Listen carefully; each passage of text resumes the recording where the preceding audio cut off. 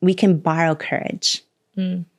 And we can borrow strength. And sometimes we need to. Sometimes we feel like we don't have it. And we see someone else saying, well, I'm on this journey. Yeah. And here's how I navigated it. And here's, having a revelation in real time.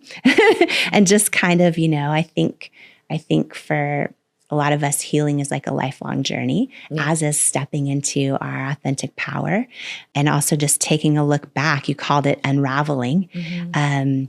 I think unraveling, like, where our habits and our patterns and our wiring and all the things come from. And then almost like taking our power back in a way. And there's going to be people of every single age that are sharing this conversation with you and me right now, who maybe even haven't started the unraveling yet, but they're ready to. And I know when you talk about the many ways that unraveling has happened in your life, in particular in the last 11 years, getting married, you've shared that you, even in that journey, and even in through the marriage, still on a journey of discovering who you are, sharing with your partner. Can you talk about just that?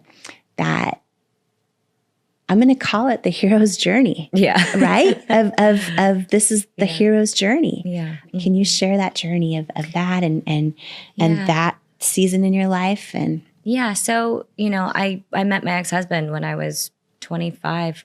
When we met, we were in different locations. He was in DC playing and I was in LA, and I would go back and forth. And it was interesting. It was like I was so focused on, all right, I have not given my heart open to anybody really, because I've been so like this, that I need to open my heart and give in a free way that's not like trying to get anything in return.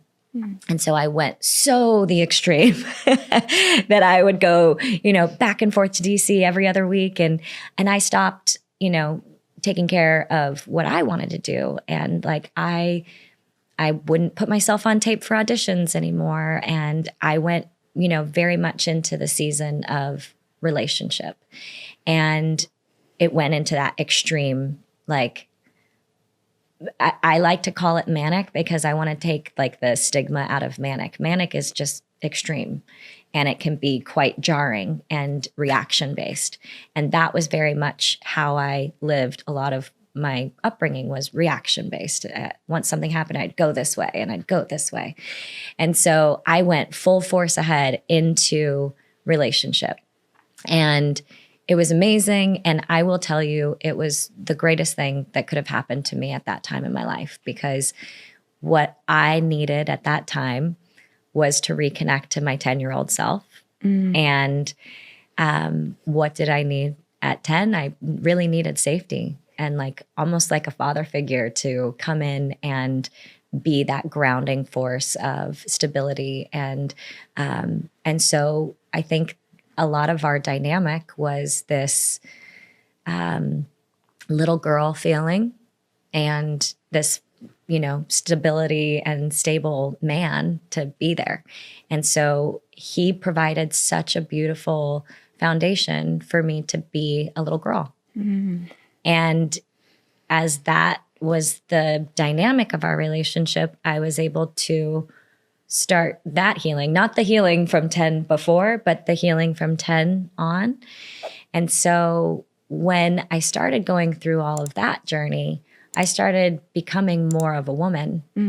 And when that was happening, I was starting to listen to my voice more, not the 10-year-old voice that was making decisions subconsciously. And as that was happening, things started changing. And things in my mindset, like, what do I believe in? Not just what I've either been taught, told, or, had to do to get where I'm at today. And so as that started happening, I really started shifting and changing and questioning what I believed in. And were you married at this point? Yes, we were married. You were married by this point? Okay. We were married. And I want to be very mindful. That is a very, like, coming out is one of the most vulnerable and empowering things that you can do. And I think for me was very much like, it's not about being straight or gay or bi or queer, or it's more about, I think I'm just learning like what love is, and I love people, and I don't know what I'm attracted to, but I choose you. And that is the freedom of the love that I was starting to experience in seeing people. And because I think I had been able to take off a layer of, again, protection. And instead of being so internalized, I was starting to see people and seeing their hearts and seeing their beauty and their essence coming through in a way that I was like, wow, like I love people. And I don't know if it's a sexual attraction or a this attraction, but I'm just seeing people. And that was like such a beautiful revelation too. And did that start happening after you were married? Yeah. And I always have loved people. Yeah. But I've been a little like, I can be magnetic and,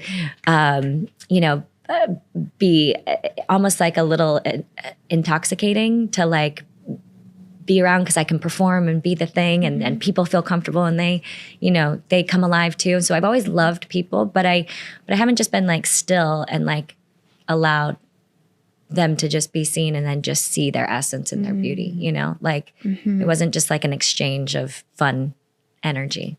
And it started when you were seeing yourself. Yeah, exactly. Yeah. And so, yeah, because we all are reflections of each other. And so the more I was starting to connect to really it was around 28, 29-year-old in me, I was able to start seeing other people that way too. And not just as like their personalities, but as their souls. And so as that started unraveling, I had all these like activations start happening. And I was starting to have these beautiful oneness experiences with people where I would just be sitting there having a conversation, and I'd be like thinking of a black and white dog, and the number 12 would come up, and I'd be like, did you have a dog that was black and white at 12? And then it'd be like, wait, what? Like, how did you know that? And I was like, I don't know. It just popped up into my head, and I just wanted to ask. And so these little and then they would go on to share this really beautiful story about how this was a woman named Claudia, and she lived in Germany, and she talked about how at 12 years old she had this dog, and they ended up moving from that farm, and they had to leave the dog, and it like broke her heart. And I was like, cool, I don't know where that came from, but it opened that conversation. And she's like, I haven't thought about that in years.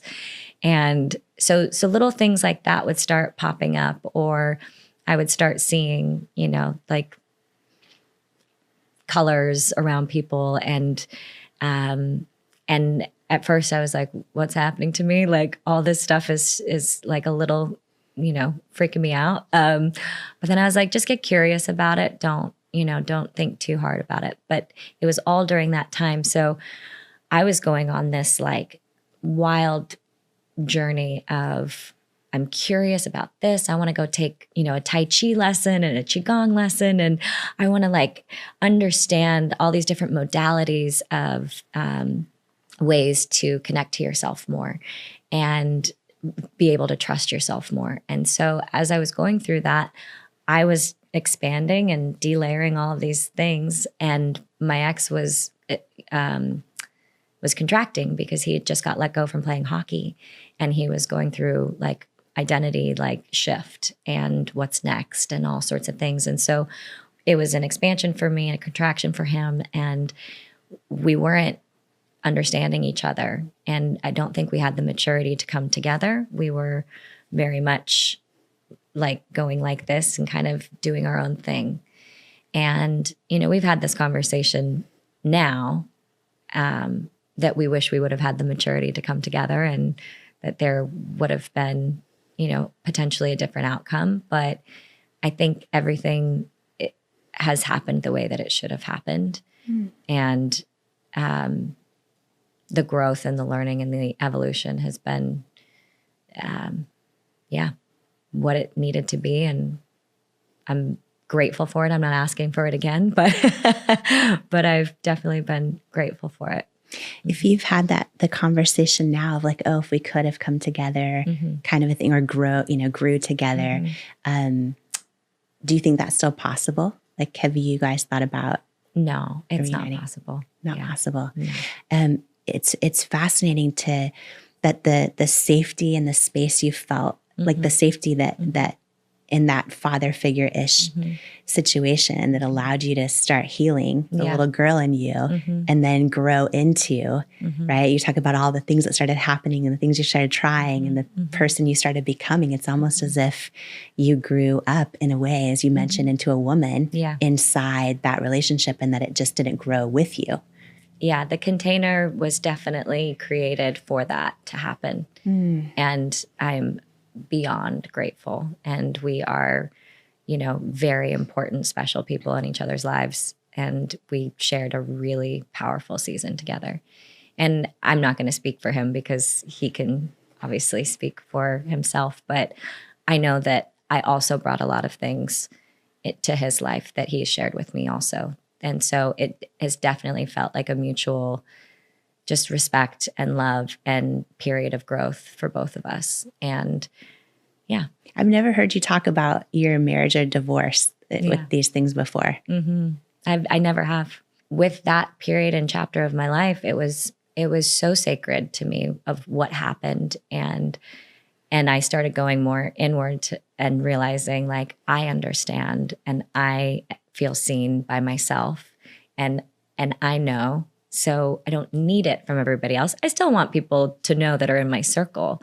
But because I think as a human, we just want to be known. Yeah. I think that makes us feel loved to be known, that all of us can be known and not be rejected, all parts of us can exist. Yeah. And so, so I think that I just really wanted to protect that space because it was really, really beautiful. All of the things that were in my life came apart, and out of a choice that was choosing me in my like most honest and true way, even though it was painful for me and it was painful for the people and the things around me.